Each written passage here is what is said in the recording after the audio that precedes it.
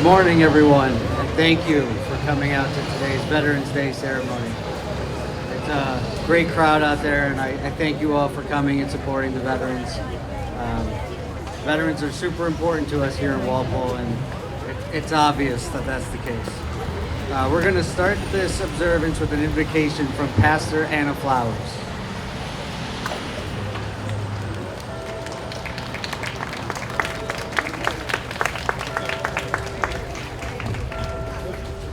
Good morning. I invite you now to take a deep breath and join me in the spirit of prayer or quiet meditation according to your own conscience and tradition. Creator, we stand before you this day with gratitude for the men and women who have answered the call to serve our nation and done so with great honor and sacrifice. Across mountains and fields, deserts and oceans, these brave men and women that we honor today have answered freedom's call and served dutifully and bravely. May their courage never be forgotten. May their selflessness always be honored. Trusting in your love, we also raise up to you the families of all who have served and are serving. Families who worry and fear what fate might bring. Families who have faced the unimaginable and never been the same. Families who sacrifice cherished time together, birthdays, anniversaries, and milestones. We give thanks for their sacrifice and service alongside their loved ones. Holy One, we also ask for your comfort and mercy to be upon those service members who fought bravely in battle far from home and then brought home the invisible battles of trauma, PTSD, and addiction. May we honor their continued fight for freedom and life. And on this day of honor and celebration, we acknowledge your desire for eternal peace upon the earth. We pray you give us and our earthly leaders the wisdom and guidance to seek peace, preserve peace, and further peace in our world. The lives of those who are willing to serve should never be taken for granted. All of this we humbly raise up to you, O God, and in your many sacred names we pray. Amen.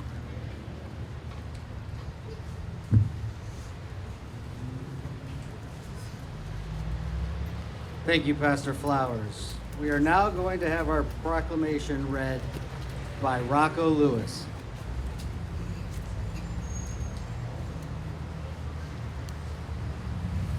Whereas, since the Commonwealth's earliest days, thousands of men and women have served our country in defense of freedom and liberty.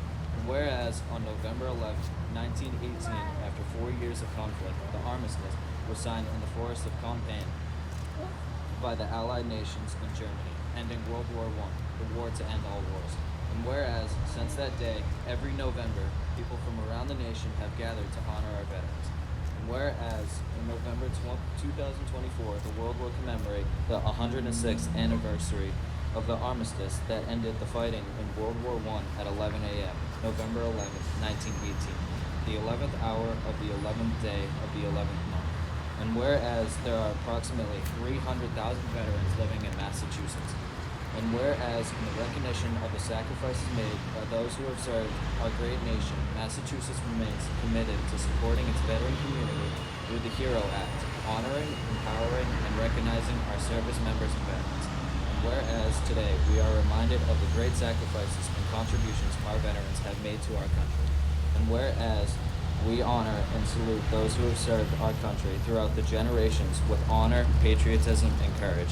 And whereas it is appropriate that all Massachusetts residents remember the bravery of those who served their country so that their dedication and sacrifices serve as a reminder of the cost of our freedom. Now therefore, Mara T. Healy, Governor of the Commonwealth of Massachusetts, does hereby proclaim November 11, 2024 to be Veterans Day, and urge all residents of the Commonwealth to take cognizance of this event and participate fittingly in its observance. given at the Executive Chamber in Boston this 11th day of November in the year 2024, and of the independence of the United States of America, the 248th. Thank you.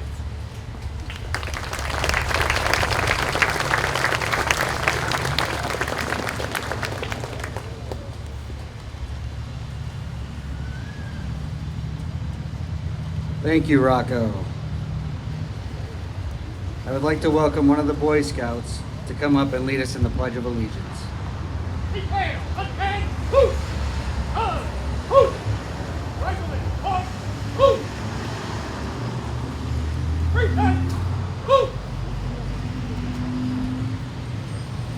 I pledge allegiance to the flag of the United States of America and to the republic for which it stands, one nation, under God, indivisible, with liberty and justice for all.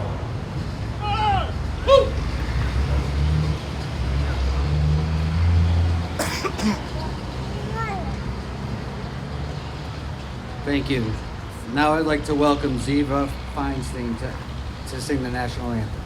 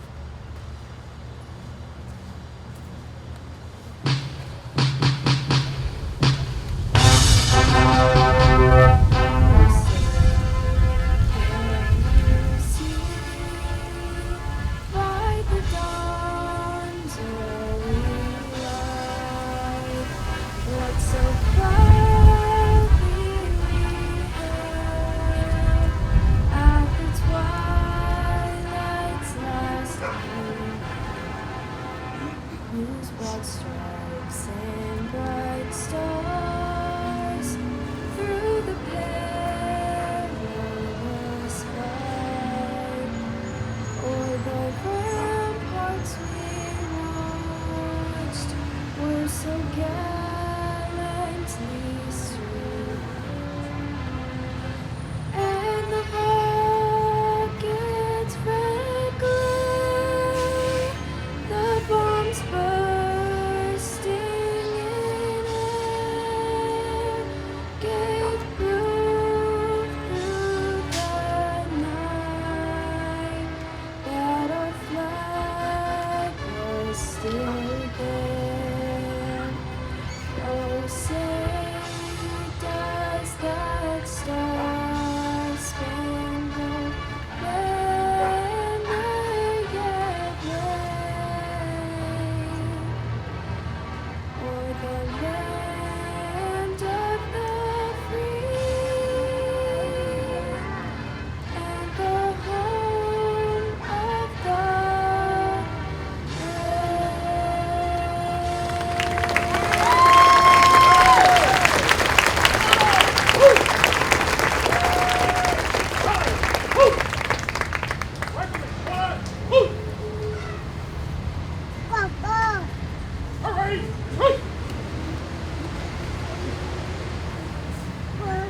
Thank you, Ziva.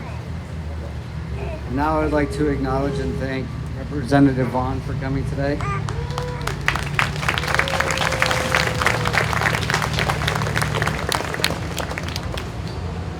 And now I'd like to invite Rita Minska to come up and share a special reading with us. Good morning. I wanted to take this opportunity to share a story, an experience of Senator John McCain's when he was a prisoner of war in Vietnam. And the reason why I wanted to share this story is because one day I was walking around town with my dogs, and I came across a couple yards that had the smaller flags stuck in the ground. And I'm quite certain these were put out for 4th of July, Memorial Day, Flag Day, and I truly appreciate the patriotism and the acts of putting these flags out. However, these flags had served their purpose. They were dirty, they were tattered, they were torn, and they were laying on the ground. So as I walked along, plucking these flags out of the ground and essentially stealing private property, it motivated me to speak about the importance of properly honoring and respecting our flag. Senator McCain's experience truly reminds us of the importance of honoring our flag. And I quote, "Let me tell you what I think about our Pledge of Allegiance, our flag, and our country. I want to tell you a story about when I was a prisoner of war. I spent 5.5 years at the Hanoi Hilton. In the early years of our imprisonment, the North Vietnamese kept us in solitary confinement or 2 to 3 to a cell. One of the men who moved into my cell was Mike Christian.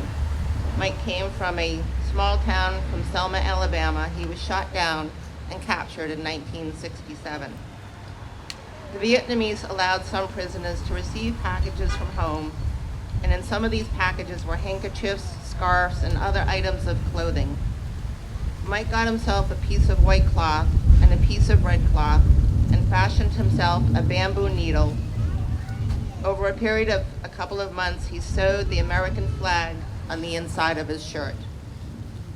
Every afternoon, we would hang Mike's shirt on the wall of our cell and say the Pledge of Allegiance.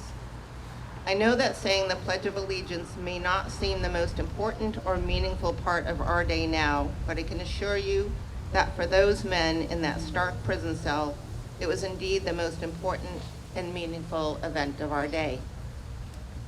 One day, the Vietnamese searched our cell and discovered Mike's shirt with a flag sewn inside, and they removed it. That evening, they returned, opened the door of the cell, called for Mike Christian to come out, closed the door of the cell, and for the benefit of all of us, beat Mike Christian severely for the next couple of hours. Then they opened the door of our cell and threw him back inside. He was not in good shape. We tried to comfort and take care of him as well as we could. After things quieted down, I went to lay down to go to sleep. As I did, I happened to look in the corner of the room.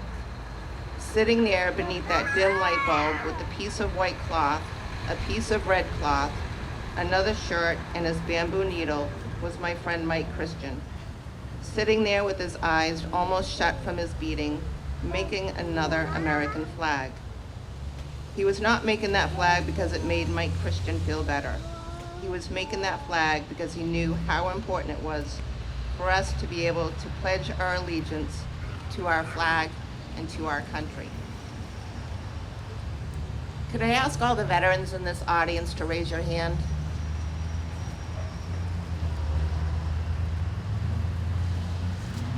So these men and women all served in our armed forces to defend our freedom and to defend our flag. And countless men and women sacrificed their lives to defend our freedom and our flag. So let us all be mindful for this very reason to properly honor and respect our flag. Thank you.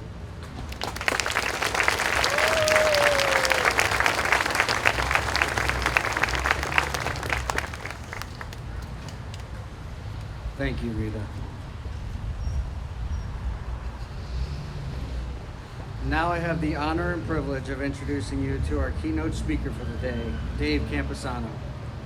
Dave is a Norwood native and a combat veteran that served 16 years in the Army Infantry before being discharged in 2016. Dave currently lives in Foxborough with his dog Winston and serves as the president and senior executive at the nonprofit 22 Mohawks.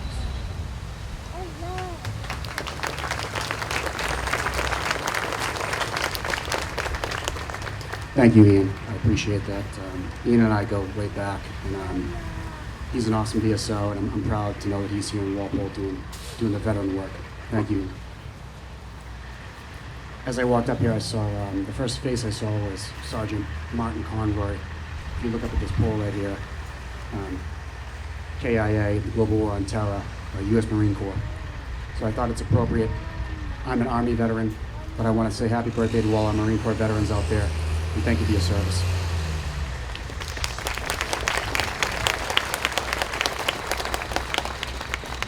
It's an absolute honor and privileged to be invited to speak to you today, to your families, the community, about what being a veteran means to me.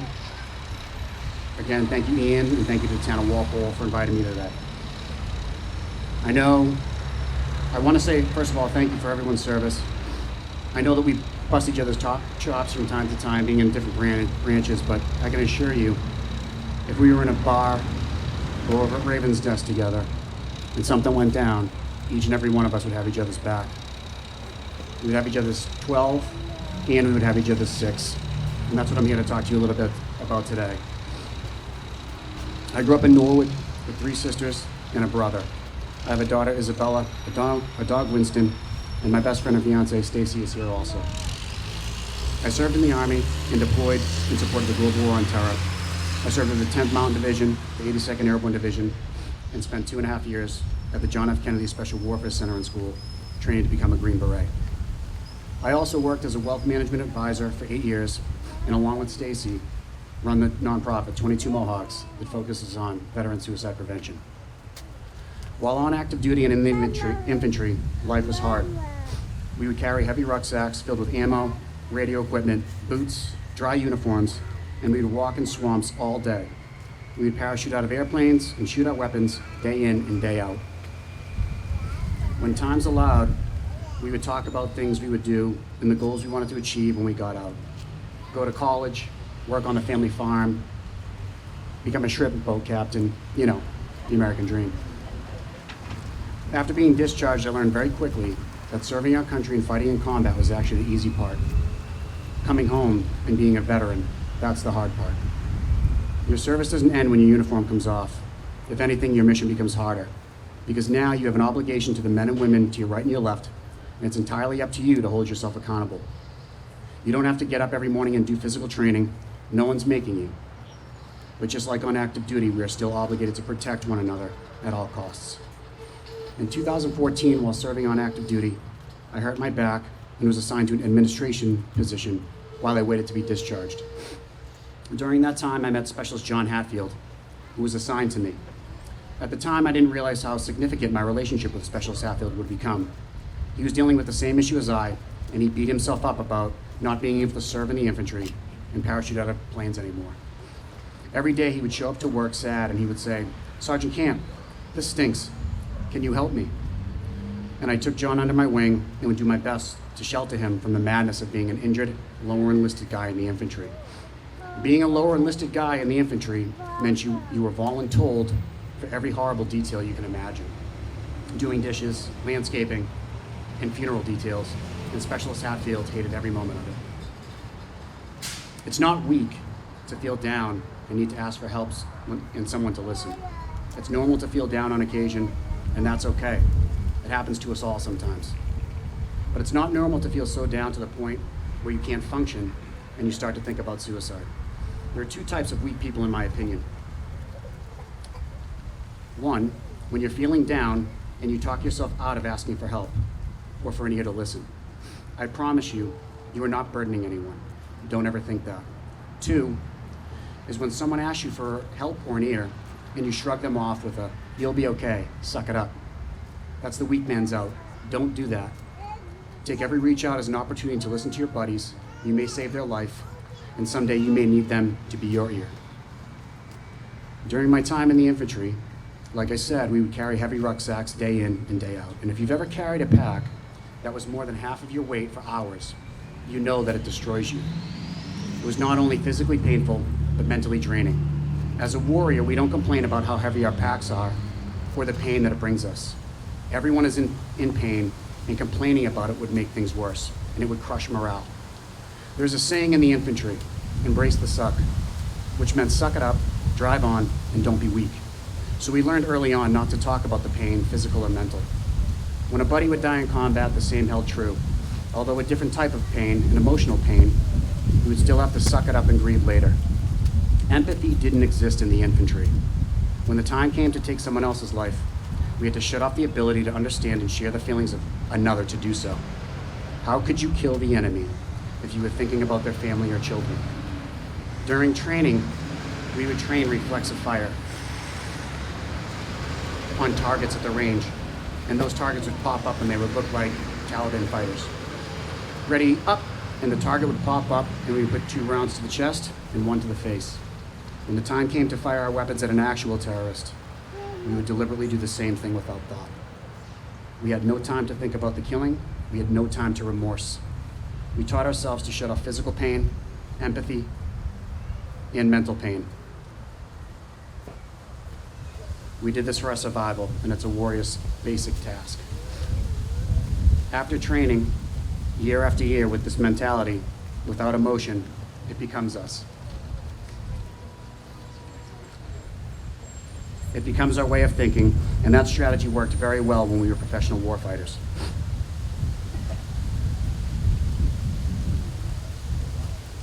Is he all right?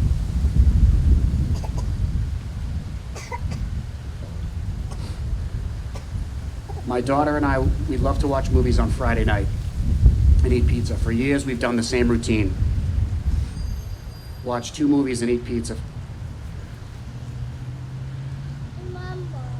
It was a father's most precious moment with his child. Isabella would put her head on my shoulder, and I'd put my arm around her, and we would just stare at the screen. When we first started this routine, I loved the feeling. I could actually feel what it felt to love and be a dad.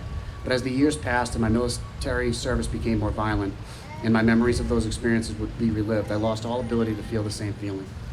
I remember the feeling, but it just never seems to come back. So to this day, I just go through the emotions, and every time I see Isabella, she hugs me, and I put my arm around her, and she's none the wiser. She has no idea that I'm completely numb to that emotion, and that pain is excruciating, and it keeps me up at night, and I wonder if that feeling will ever come back. But onward we go, because people are counting on us. I recently spoke to a mom of 2 boys who were veterans. One had been out of the Army for many years, and the other recently retired after 23 years of honorable service. She said to me with a sigh of relief, "Dave, I don't have to worry about my boys being deployed anymore, and it's such a relief." And I felt such a deep pit in my stomach when she said that, because when we raise our right hand and deploy, we know and assume the risk that we may not come back, or worse, have a life-altering physical injury like a lost limb. But we are okay with that. We are willing to walk in harm's way, no questions asked, for our fellow warriors. But when we come home and we think we're out of the dark, a lot of us aren't. A lot of us leave our souls in the combat zone, and the war never leaves us. Things like PTSD, TBI, and dealing with moral injuries and traumatic experiences, and not being able to adapt to civilian life make our lives harder than it ever was during our time in uniform. Our only mission while serving was to make sure our brothers and sisters survived. In 2016, I was medically discharged from the Army, and my plan was in place, and I was ready to tackle the 50-meter target, earn my degree in finance, and make millions, and that's all I cared about. Make tons of money and be successful, and nothing would get in my way, until it did. In March of 2020, I saw a post on social media that Specialist Hatfield had died by suicide. He had died on October 14, 2017, 1 year and 6 weeks after I left service. He was discharged only a few months after me. I realized at that moment that I had failed as a leader and failed John. The guilt that I felt at that moment was so powerful. I'd forgotten about my soldier. I lived my life selfishly and never checked in on him. And some people may say, that's life, Dave. We move on and we have our own lives, and we can't expect it to be there all the time. And I do think there's some truth to that, but I also believe that when we know someone needs us, especially as warriors, we're obligated to be there. And at a minimum, check on our buddies from time to time. The greatest gift the Army ever gave me was the opportunity to lead great men, and that shouldn't end because our service ends. John's suicide forced me to rethink my motivations and plan. Money wasn't the 50-meter target anymore. It wasn't a target at all. John's passing inspired the creation of 22 Mohawks, which came to fruition in April of 2020, and our mission is to help veterans lead themselves to find purpose and bring back empathy through social connection and stop veteran suicide. The number 22 is the off-sided number of veterans that die by suicide every single day. The Mohawk is an action item, just like the Ice Bucket Challenge for ALS. It's an action item to get a haircut and support veteran suicide prevention. Since the start of the global war on terror on September 11, 2001, there's been roughly 7,100 combat-related deaths. And in that same time frame, there's been over 135,000 veteran suicides. A study done by the Michigan National Guard found that organizations that provide dogs for veterans, there was a 0% suicide rate. Every single person that had received a dog is still alive. Since the start of 22 Mohawks, we have paired 156 companion dogs. Many veterans, many of you, live with moral injury, and many of you have grown up religious and have lived by thou shalt not kill, only to spend your life and your time in service killing the enemy, dehumanizing them and even yourself and your family to get the job done. I'm here to tell you that the best medicine for combating the underlying issue of growing shame around moral injury, it's not a pill, it's not even therapy, but it's service to others. I'll leave you with this. Having the courage to admit weakness will save others who aren't willing to share it. Don't let the preventable suicide death of our fellow veterans motivate you to take action. Check on your buddies now and regularly, because one day you may be that buddy that needs help. Today and every day, and for the rest of my life, I will do my part to fight the internal battle alongside my fellow veterans and honor and remember the men and women who lost their lives to the internal battle here at home. Remember, it's not the length of life, it's the depth of life. Thank you all for your service. Happy Veterans Day.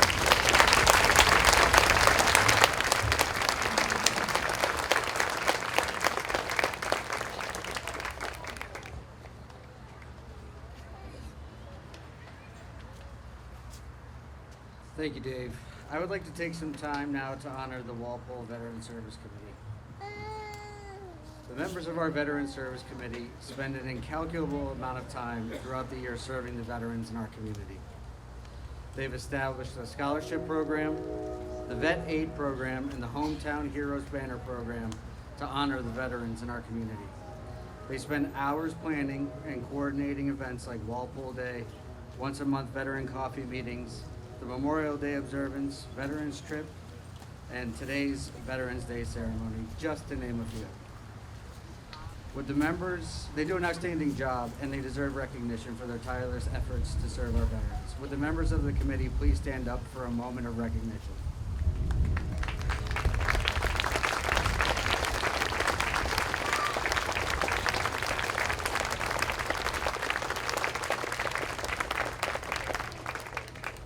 I would also like to acknowledge former Walpole Veteran Service Committee member Rich McCarthy, who has recently stepped down from the committee for his years of service to the committee and Walpole.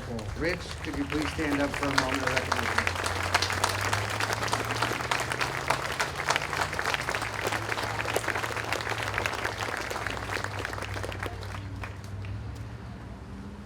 Now we will be having the roll call. As a reminder, there will be gunshots fired at the end of the roll call.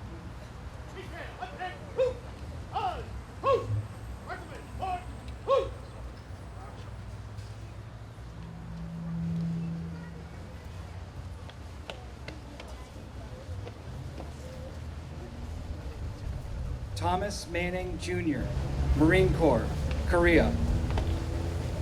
Otto Rieger Jr., Army, Vietnam. Daniel Cunningham Jr., Army, Korea. William Waterman, Navy. Richard Marley, Army.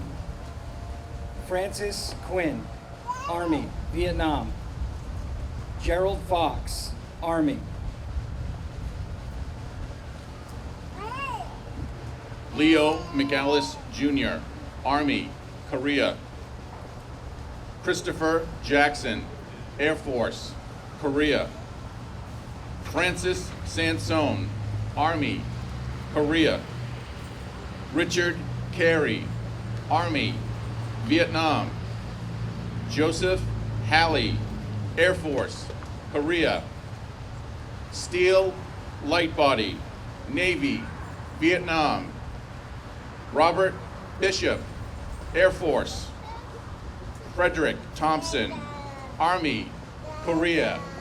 May God rest their souls. Please observe a moment of silence for the departed.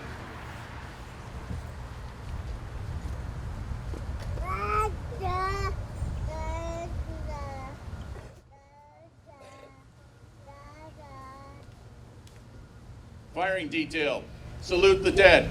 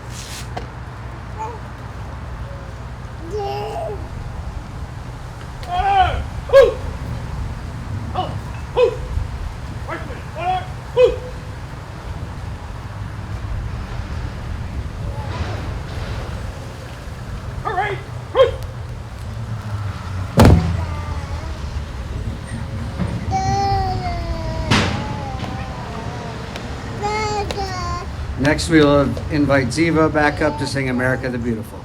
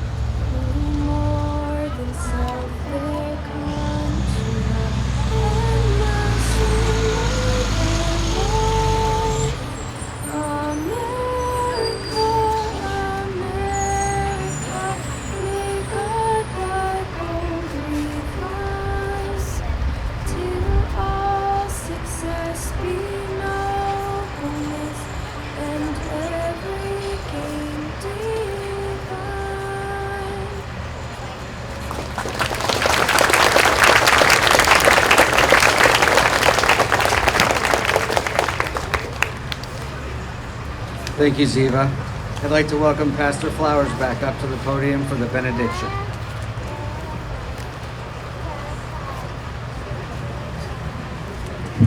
Fellow Americans, neighbors, and friends, we have come together to honor our veterans, but our communal testament to their service should never be finished.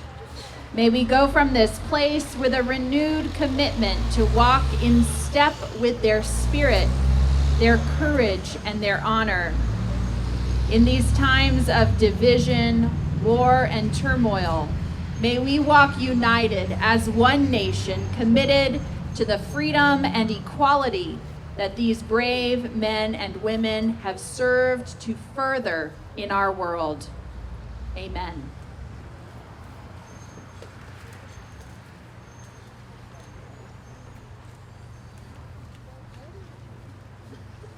Thank you, Pastor Flowers. Finally, I'd like to invite Stacy Murphy up for the Hometown Heroes banner expansion games. Thank you, everyone. It is definitely my honor and pleasure to stand before all of you veterans who have served our country. I find it heartwarming to see the community has come out, members from our high school, our Boy Scouts, our Girl Scouts, all here to support. As you heard our guest speaker speak, he had mentioned it does not end when they simply come home from their enlistment. It is a lifelong envision for them, and for all of us standing here to support today certainly means a lot to me. I am very grateful that you guys worked hard to ensure the freedoms that my family enjoys today, so I gratefully appreciate and respect you all. And on our first banner, we would like to, just a moment.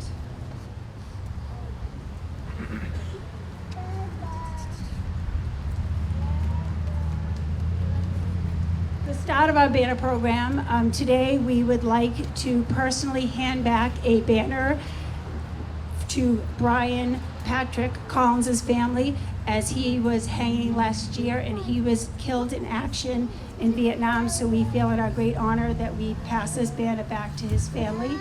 The other banners that were taken down last year, Mr. Rich McCarthy, a member, has them collected over there if you would like to get them. So just a moment while we pass this back to Mr. Collins' family in respect for his service.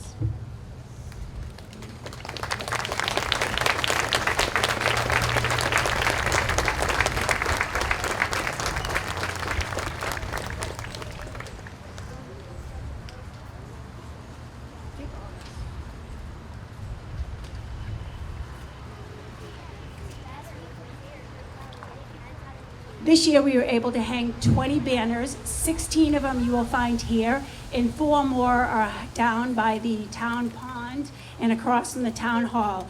I also had the pleasure of hanging 2 father and son banners this year. 2 of them are the Mio Martino family, Nicholas and John, and they are hung by the town pond. And today, on today's Common, we have Joseph Burgess and his son, Joseph Burgess, who are here today. Mr. Burgess is here and his son is still in deployment, but we got word today that he will be moving to the USS Constitution in September, which, as you all know, is a great honor to be asked to work on the Constitution.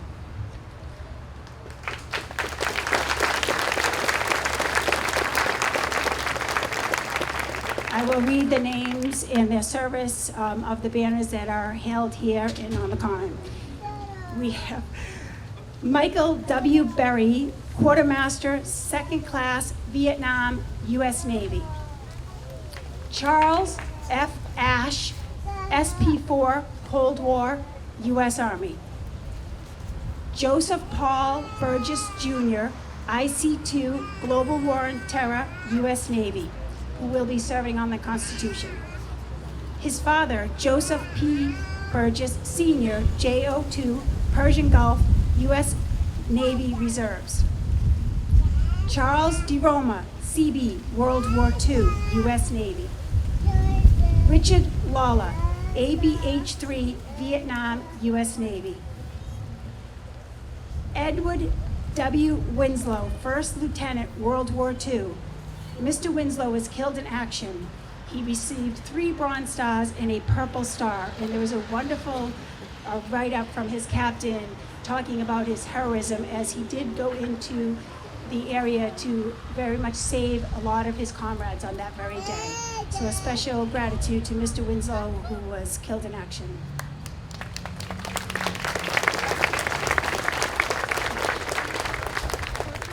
John W. Rockwood Jr., Captain, Global War on Terror, U.S. Army. Kevin Day, SPC, Global War on Terror, U.S. Army.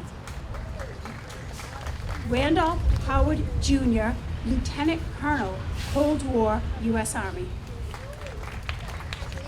Nicholas Grungale, Quartermaster, 3rd Class, World War II, U.S. Navy, and his wife was here today, and I've got the pleasure of meeting her. Lawrence William McDavid, Seaman, 1st Class, World War II, U.S. Navy. Martin Conroy, Sergeant, Global War on Terror, U.S. Marine Corps. Gerald A. Higgins, Sergeant, E5, Vietnam, U.S. Army. Richard Allen, Corporal, Vietnam, U.S. Marine Corps. Paul R. Procaccini, Sergeant Medic, World War II, U.S. Army. Mr. Procaccini also did receive the Bronze Star, and he has a bench at the back of this Common with his name on it. We have 3 members of the Capone family that are also hung by the town Common. We have Anthony Capone, Private, U.S. Army. Sylvia F. Capone, PFC, U.S. Air Force. Daniel Capone, CPL, U.S. Army, all of World War II. Joseph Leo Martino, SP4, Vietnam, U.S. Army. And Nicholas Leo Martino, his father, Corporal, World War II, U.S. Army, Air Corps. John Kelleher, SF, 2nd Class, World War II, U.S. Navy. Thank you again for your service, gentlemen and ladies. It really means a lot to me and my family.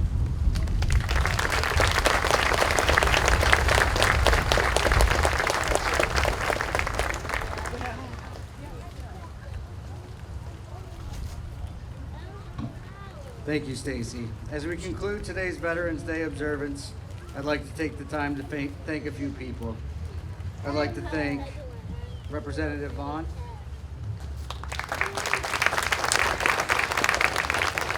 I'd also like to thank Pastor Flowers, Ziva, Feinstein, the Walpole Veterans Service Committee, the Select Board, Walpole VFW, Walpole Fire and Police, the Boy Scouts, the high school band, Rocco Lewis, and our keynote speaker, Dave Camposano.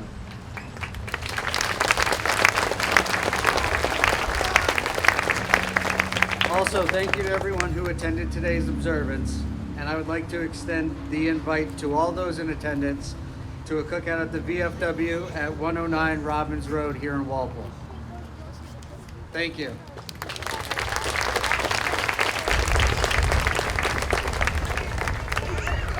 Woo!